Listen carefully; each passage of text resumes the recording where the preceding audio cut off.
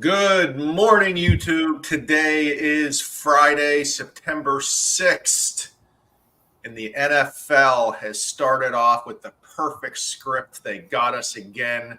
The Ravens lose by a toe. Good morning, fellas. What's going on? Good morning. Good morning. Just another toe behind again. Yep, just a little bit. What a good game. Hey, I love it. Football's back. I'm a happy boy. Yeah, I'm still boycotting the NFL night games second half. I think they start the games too late, so every time they have a night game, I boycott the second half. Just go to bed. There was a weather delay last night, Tom. You can't. I might have caught the third quarter, if not. Tonight we got from Brazil on Peacock. So there we go. We're breaking 8:15. Oof. Tom will be in bed by halftime. Hey, we're hitting the road today, so I mean, we might be partying late. Who knows? I might be able to catch the second half of this one. Awesome. Anth, any plans for today? No, man. No big plans. Just getting some work done, doing some pre-approvals, and enjoy the Friday night lights. Awesome. That's right. That's absolutely right. So what we're going to talk about today, fellas, is the changing market. The dust has settled a little bit. We're roughly 30 days into the new changes in Pennsylvania. And pretty much we're going to talk about what we're seeing out there. We're going to tell you what we think is the best approach to take and go from there. This is just our opinions, but we all have seen multiple deals come across our desk in the last 30 days. We're seeing what listing agents are kind of offering, what we're hearing from listing agents. And frankly, if you're a buyer's agent, it's time to get excited. We got rates dropping. We got a jobs report coming out this morning. We got a market that's softening in Pittsburgh that isn't as much as a seller's market. If you saw the Post-Gazette article a few days ago, the market's taking a little bit longer for houses to sell. These are not the COVID years. Houses were selling in hours and days. They are not necessarily doing that. Houses are sitting a little bit. That means if you're a buyer, you don't have to be scared to put in a competitive offer, or a buyer's agent to be scared to put in a competitive offer. And the new rules have never made that easier to do. No, I agree. I think this whole process, since it started, the last 30 days have run very smooth. I did not expect this. I'm not going to lie. I thought it was going to be mass chaos. I thought things were going to be issues left and right. I think it's running smoother than it did prior to. Prove me wrong. I'm like that guy sitting at the table with the little tablecloth. There is a sector of agents out there that are confused still. I think they're trying to overcomplicate it just because maybe they're just so used to a certain way of doing business that you just got to kind of get used to the new way. But that's what we're here for. And I do see that being a big hiccup for the agents possibly on that first meeting talking about that commission. But I do think, if they're confident and talk to their buyers and just say, hey, I'm a great agent. I'm going to be able to get you this commission paid for by somebody else. You're not going to have to pay it. I'm the agent to do that for you. I think that's going to be beneficial. I absolutely agree. And we're going to get into that approach and why we think it should not be difficult to get your commission paid for by the seller like it's always been. It's just a different approach of getting it done through the sales contract. But we're going to go over that. Like I said, we feel like not a lot should change. We feel like listing agents have done a very good job explaining things to sellers and how it will work. And we're just going to keep on trucking along and get our way through this. That sound good, Anthony LaPera? Sounds like a plan. Let's rock and roll. All right. So first place we're going to start is what Tom said. We feel if you're a buyer's agent, and I mean, you guys can tell me if you feel something different, but I feel like we all kind of have talked offline and feel the same way. If you're a buyer's agent in Pennsylvania with the Pennsylvania sales contract that everyone uses, there is section 3A to ask the seller to pay buyer broker commission. We feel every negotiation should start with that filled out with whatever you have your BAC agreed to with your buyer. That's how you should start. If you're going to say, hey, Mr. and Mrs. Buyer, here's what I get paid. Here's what I work for. Don't worry. I'm a great buyer's agent. I am going to negotiate with the seller that this gets paid for by the seller, not out of your pocket. It's that easy to put it in 3A. You don't need the CBC. You don't care what the seller's offering because you're going to negotiate it. You don't care what they're offering. You don't need to know if there's a CBC. If there's a CBC, we'll strike it, we'll move on, and we'll keep on trucking. That's not going to change anything. And again, I'm not a lawyer. I'm just a loan officer. This is just my opinion. But am I wrong? Is anyone disagreeing with that so far? No, that is my feels as well. I feel like you should just ask for it. And if this listing agent comes back to you and says, I already have a CBC, well, great. Then we'll just cross that off and go from there. I think it should be something that's part of every offer and built into every offer, regardless of what it looks like.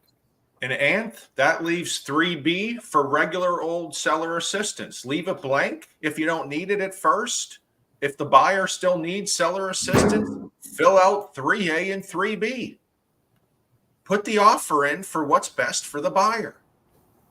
Yeah, I mean, it's not much has changed. I mean, the biggest thing is how is the agent getting paid, right?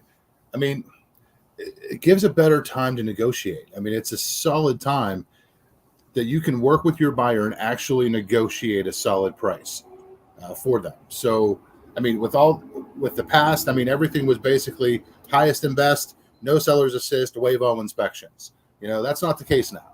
So even if a buyer's agent has their BAC and whatever their negotiated commission compensation is going to be, it's on the BAC. It's already signed with the buyer.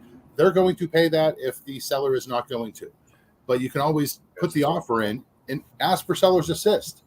You know, if you have somebody asking for 3% compensation and then also 3% seller's assistance, then ultimately your offer is going to net the seller less than somebody just going in and asking for 3% seller's assistance and the buyer's taking care of it. You know, so there's definitely ways to do it. I think buyer's agents need to actually, you know, structure it to make it better for the buyer. You're going to get paid.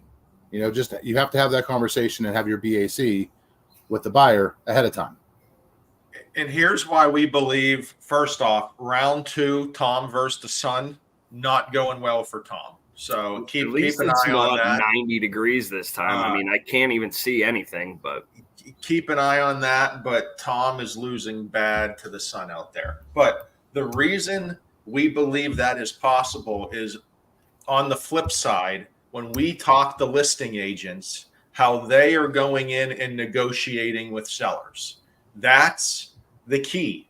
We need to understand the market, what's currently going on in the market and what can be accepted and not accepted in the market. So again, in my eyes, what I'm seeing is most listing agents not getting a CBC signed, only negotiating their side of the commission, which makes most sense. Just worry about your side. Don't worry about a CBC. You don't need a CBC.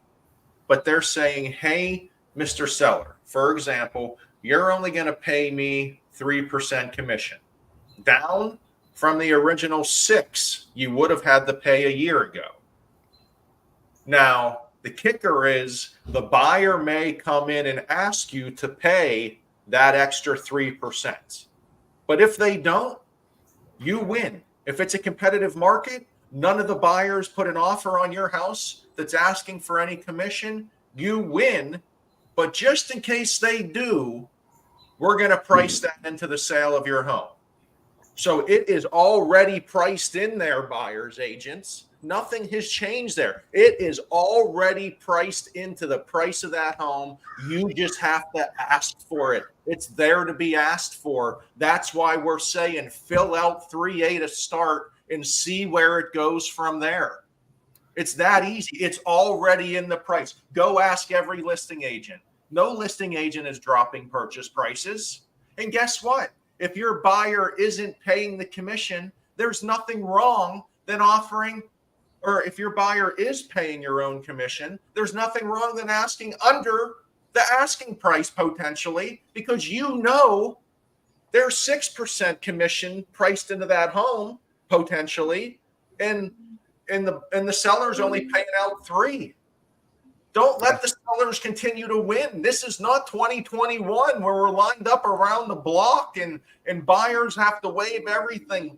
Buyers are allowed to win in the market too sometimes. So 100%. And the buyer's agent have to be running comps to make sure that home's worth it, because who says that listing agent knows that home is worth that much? I mean, you have to do your research as the buyer's agent to know what the price of the home should be as well. I just don't want buyer's agents to have apprehension on asking for commission to be paid in Section 3A. I feel like that's going to be more of a normal at this point than a rare occurrence. But again, this is my personal feeling. That's what I'm seeing out there, but that's what I would continue. If that continues to be the way, then this market will continue to truck, and there's not going to be much hiccup at all. As you're talking about, like in the last 30 days, we're very smooth so far. Yeah, I haven't heard of any listing agents pricing their houses without that commission in it or whatnot. They all have it, because why would they not want to get the higher sales price with all the comparables from the last 6 months? So I feel like it's in there on all of them. Ask for it. That's it. Anthony, got anything to finish us up here? Oh, sheesh. No, buddy. Sheesh. Did you want me to pull up that? Did you want me to pull up that article? You with the muting. It's rough over here, dude. It's kind of crazy how bright that sun is.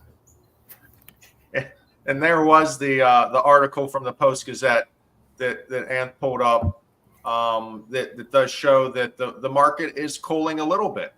That right here, Danita from Berkshire Hathaway says houses are definitely weeks on market as opposed to days or hours. It was literally days or hours during, 2020, 2021.